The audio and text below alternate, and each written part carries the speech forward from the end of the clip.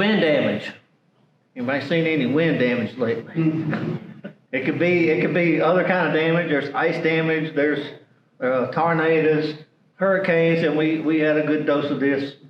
They estimate over $1 billion in timber laying on the ground right now in Louisiana, and probably 10 to 15% they're saying may get picked up and taken to a mill.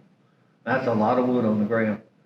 But you can see the numbers of where the damage was. 4 was the very heavy damage, 3 was moderate, 2 is light, and 1 is scattered. When you get into the 2 and 1, there may be some things you can do without taking your stand back and starting over. I'll show you some examples. Some typical damage: broken trees, bent trees, snapped off or blown down. If you can salvage them, that's good. You can get somebody in to do that. This is a longleaf plantation, and pretty much got hammered. Some people say, let's start this over. I took a chainsaw and a pruning saw and went through this stand myself, and then I burn it, and there it is. So your first eyeball is this disaster sitting here in front of you. But if you started looking at what was standing up and was still good and straight, I went in and cut broken, leaning, and the ones down were already down, so I didn't worry about those. And then I did a little pruning when I was out there, and that's what it looked like a couple of years later, and I ran a fire through it. If they have green tops, you get a little bit longer period of time. If it is snapped off, then you don't have as long a time to get those, because they're going to get a stain in them, and they're going to complain about the blue stain in the wood. This is an uneven age managed longleaf stand, and the one plus for being a uneven age forest is you got different age classes of trees. When the disaster comes, it may take out one of those age classes, but you got other ones to take its place. There's that stand after the storm. So again, you're going to say, man, it's a mess. But you can see they all kind of pointed in one direction. So I took a chainsaw and cut those off and got a tractor with tongs and pulled those out to that field, and then the guy came by and picked them up.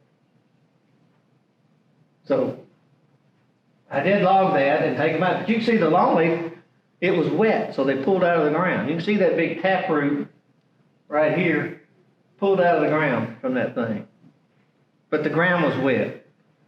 And that's one thing, whether you get snap trees or blown down trees, is how wet it is. If the ground is real dry and the tree can't, it'll snap.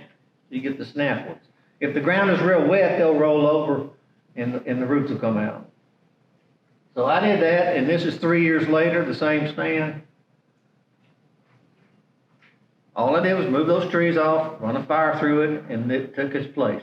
The trees that were there. So that's the benefit of an uneven age forest, is there were trees there that could take the place and come right back.